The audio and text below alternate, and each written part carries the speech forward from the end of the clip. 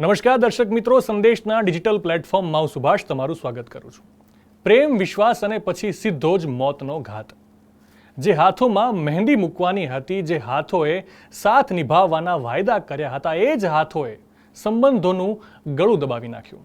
છેલ્લા કેટલાક સમયથી દેશભરમાંથી પતિ, પત્ની, મંગેતર, બોયફ્રેન્ડ, ગર્લફ્રેન્ડ કે પછી લિવ ઇન પાર્ટનરની હત્યા કરવાના અનેક ચોંકાવનારા કિસ્સાઓ પ્રકાશમાં આવ્યા છે.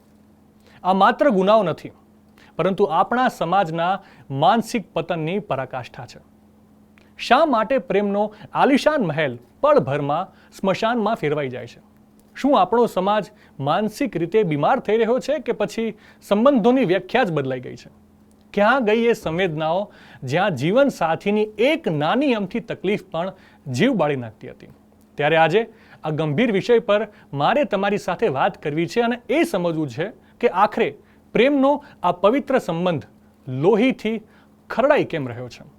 તાજેતરમાં બનેલી ઘટના સિયા ગોયલ કેસ સોશિયલ મીડિયા પર અને અખબારોમાં ભારે ચર્ચાસ્પદ બનેલી આ ભયાનક ઘટનામાં પ્રેમી સાથે મળીને સિયા ગોયલે પોતાના જ પાર્ટનરની ઘાતકી હત્યા કરી નાખી હોવાનો દાવો કરવામાં આવી રહ્યો છે, જેણે આધુનિક સંબંધોના ખોખલાપણાને સાવ ખુલ્લો પાડ્યો છે. 2025માં સોનમ રઘુવંશી કેસ. ઉત્તર ભારતની આ ચકચારી ઘટનામાં સોનમ રઘુવંશીએ અવૈધ સંબંધોના ચક્કરમાં આવીને પોતાના જ પતિને રસ્તામાંથી હટાવવાનું ક્રૂર કાવતરું ઘડ્યું હતું અને તેની હત્યા કરી નાખી હતી. 2023માં રેણુકા દાસગુપ્તા કેસ. કોલકાતાની આ ઘટનામાં કૌટુંબિક ઝઘડા અને પછી મિલકતના વિવાદમાં રેણુકાએ પોતાના પતિ પર જીવલેણ હુમલો કરી તેને મોતને ઘાટ ઉતારી મૂક્યો હતો. 2022માં પૂનમ પ્રતાપસિંહ કેસ.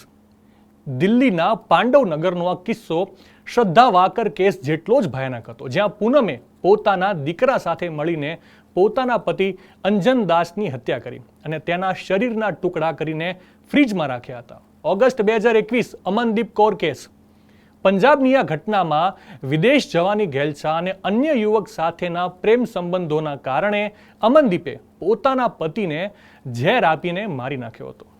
મિત્રો, આવી ભયાનક ઘટનાઓ પાછળનું કારણ સમજવા માટે જ્યારે મેં નિષ્ણાંતો સાથે વાત કરી ત્યારે મોટા ભાગના કેસમાં સૌથી મોટું કારણ લગ્નેતર સંબંધો એટલે કે એક્સ્ટ્રા મેરિટલ અફેર છે. જ્યારે સંબંધોમાં ત્રીજી વ્યક્તિનો પ્રવેશ થાય છે ત્યારે વર્ષો જૂનો વિશ્વાસ પલભરમાં તૂટી જાય છે.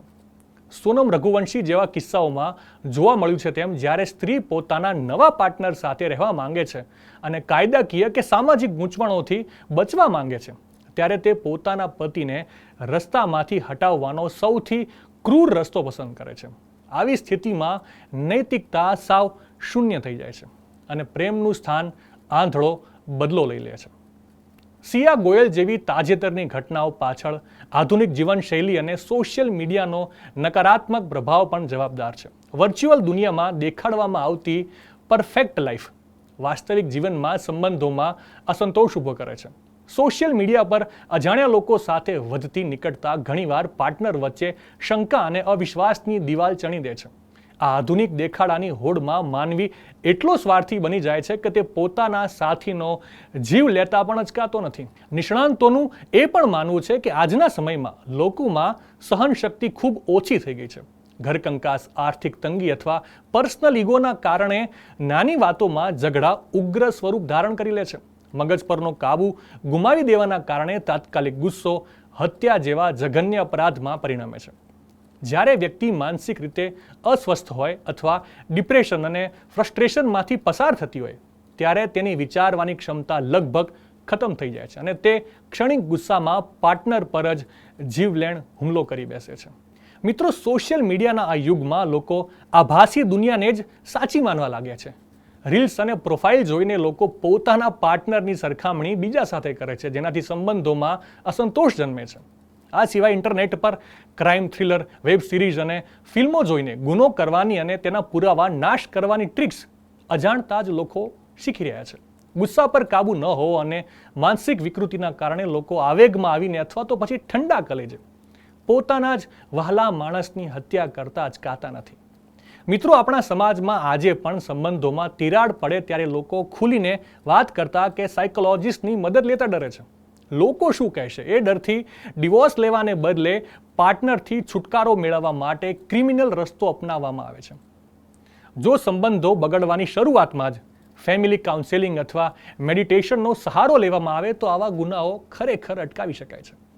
સંબંધોમાં કડવાશ આવે ત્યારે કાયદાકીય રીતે અલગ થઈ જવું એ કોઈની હત્યા કરવા કરતાં હજારો ગણું બહેતર છે. મિત્રો, આવી હૃદયદ્રાવક ઘટનાઓને રોકવા માટે સમાજમાં નૈતિક મૂલ્યોનું પુનઃસ્થાપન ખૂબ જ જરૂરી છે. યુવા પેઢીને સંબંધો પ્રત્યે વફાદારી, આદર અને ધૈર્ય રાખવાના પાઠ ભણાવવા જ પડશે. આ ઉપરાંત કાયદાકીય રીતે પણ આવા કિસ્સાઓમાં ફાસ્ટ ટ્રેક કોર્ટ દ્વારા ગુનેગારોને કડકમાં કડક સજા થાય અને દાખલારૂપ સજા થાય એ ખૂબ જ જરૂરી છે, જેથી લોકોના મનમાં કાયદાનો ડર પેદા થાય. સોશિયલ મીડિયાના યુગમાં ડિજિટલ ડિટોક્સ અને પરસ્પર સંવાદ એટલે કે કોમ્યુનિકેશન જ સંબંધોને લોહી લુહાણ થતા બચાવી શકે એમ છે. તો બસ અત્યારે બસ આટલું જ.